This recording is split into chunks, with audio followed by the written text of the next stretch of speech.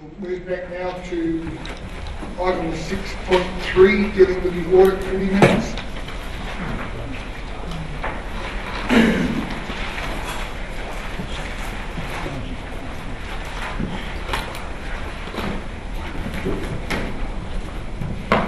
The first recommendation that the minutes of the Audit Committee meeting held on Monday the 7th of November 2016 be received. The following recommendations there would be considered by Council. I'm happy to take that if you so desire, or you would like me to split it up.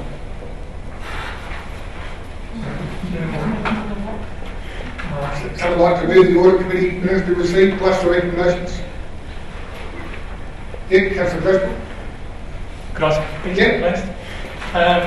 This is in relation to part 1 really, where the mentions about the auditors have been down. I will just comment that elected members were invited to this, and it's a shame that more elected members didn't take advantage of it, because it's a great opportunity for us all to hear a report, if you like, of how council finances are being managed from someone totally independent. So this happens every year, so next year if people could find the time, it would be great if you come along. But yeah, I just wanted to mention a few things. This year we had Galpins, which was the first time that Galpins have audited or been our external auditor, just due to simply the contract run out for the last auditor, and we decided on a change through our tender process. They conducted a thorough review, including inherent risk assessment for internal financial controls and high-level financial statement review. In total, 89 core controls were reviewed in areas of budget, fixed assets, purchasing and procurement, rates, payroll, accounts payable, general ledger, contracting, debtors, banking and receipting. So as you can see, it's a fairly in-depth review. Of those 89 core controls, 78 or 88% were competent or above, and when benchmarked against 14 other councils that Galpins audit, Victor Harbour was second, and only second by 3%, which is actually quite a good result. So just want to congratulate the Finance Department on their hard work, and hope you'll support these motions. Thank you. Thank you very much. Someone like to second? Councillor Jenkins, thank you. Just in doing that, can I just reiterate what Councillor Glasgow said? There's been lots of discussion about financial issues throughout the year, and this was an opportunity for elected members to actually come and talk to the committee and to hear the report from the external auditors. And with Councillor Glasgow, I was disappointed that we didn't have more turn up, and also that the report from the external auditors was really favourable towards the council, and I think you've done a really good job given all of the stuff that we've had to do. Thank you, Councillor Jenkins. Any discussion? Yes, Councillor Marshall. Would you just clarify this, please? Are we moving all these on block or what? That's why I asked That's why I asked at the beginning if people were happy with that. I was quite happy to separate them. Do you have any particular one you want to debate? Yes, I do. I want to debate number 9, please. I'm happy to debate now if you want me to. Thank you. Did you want to leave number 9 out of your recommendation so that can be moved separately? Whatever we have to do, I'm happy to debate it as part of moving on block. If you can't do that, we can leave it out, whatever the rules say. Okay. I think to keep it easy on everyone to understand, we'll leave number 9 out and we'll go through that process. So Councillor Marshall would like to have a debate on that one. If you're happy to change your motion, and Councillor Jenkins, you want me to change that? Yeah, thank you. Ruth, before we take a vote, just make sure everyone's aware of what's going on. Yeah, those nods. So go back to the recommendation. All those in favour of the motion that the minutes of the Audit Committee meeting held on Monday the 7th of November 2016 be received and the following recommendations therein be considered by Council. Those recommendations are item 1, 2, 3, 4, 5, 6, 7 and 8. All those in favour? That's carried, thank you.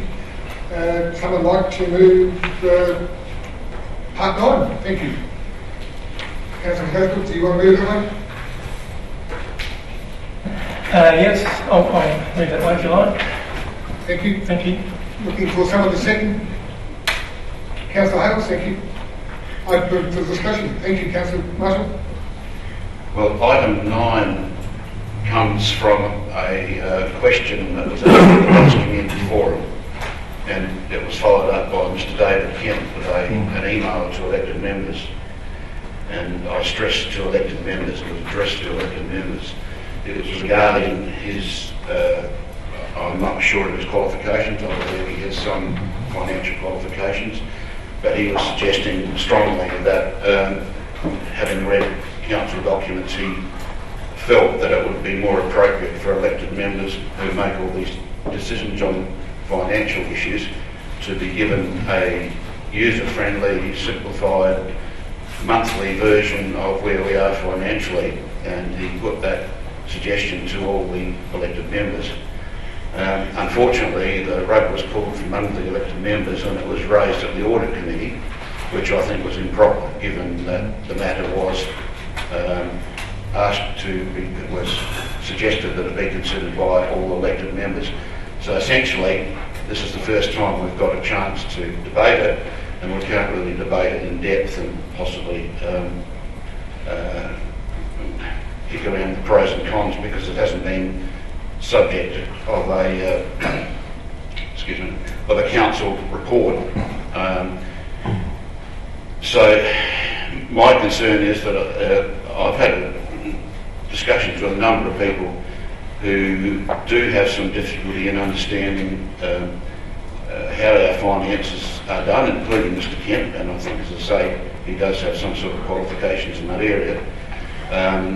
I will admit that I'm not the best person in the world on figures and spreadsheets and things like that, and I've had some difficulty over the last 6 years sometimes deciphering what's being said in these documents.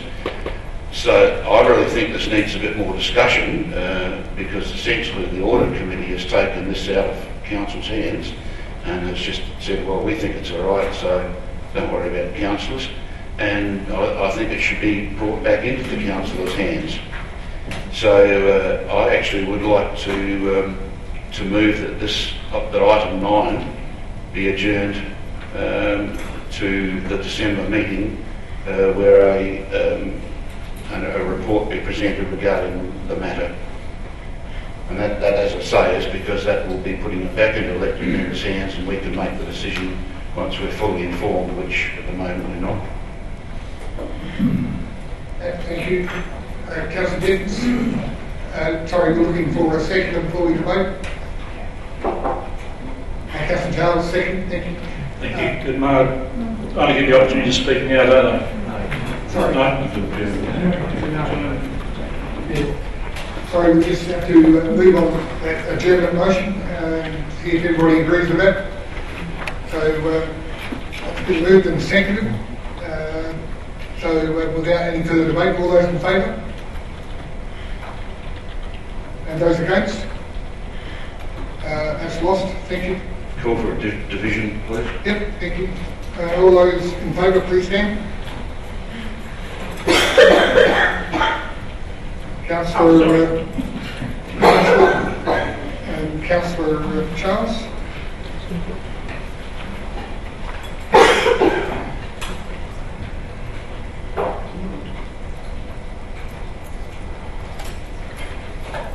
Against, Councillor Schofield, Councillor Andrews, Councillor Hales, Councillor Jenkins, Councillor Glazebrook, and Councillor Chigwin. Thank you. Go back to the original motion. All those in favour? Excuse me, I'd like to... Sorry. Could I speak to that? I moved it, so I'd like to close the debate if I could, please. I'll let you speak to close the debate. Yep. I can speak. This is in part to answer what you've said, Bob, or give you my opinion. I personally don't think that we need monthly budget updates. It would be time consuming and another task for our finance department. But I do agree with you that quarterly financial reports are sometimes hard to read and hard to understand, and I can assure you I spend a lot of time going through them until I can get it through my thick head. So I have spoken to Director Jessup regarding simplified quarterly reports. Director Jessup has suggested that if elected members could let the Finance Department know what information they need in regards to the quarterly finance and budget reviews to assist them with their governance decisions, staff can look at modifying the reporting to address members' requests without the need to engage additional staff and resources. So there is an opportunity there if people have concern and they have some ideas, put them into the staff, and the staff are very kindly offered to consider them. So that's my opinion on the matter. Thank you. Thank you. All those in favour? Those against? That motion is carried. Thank you.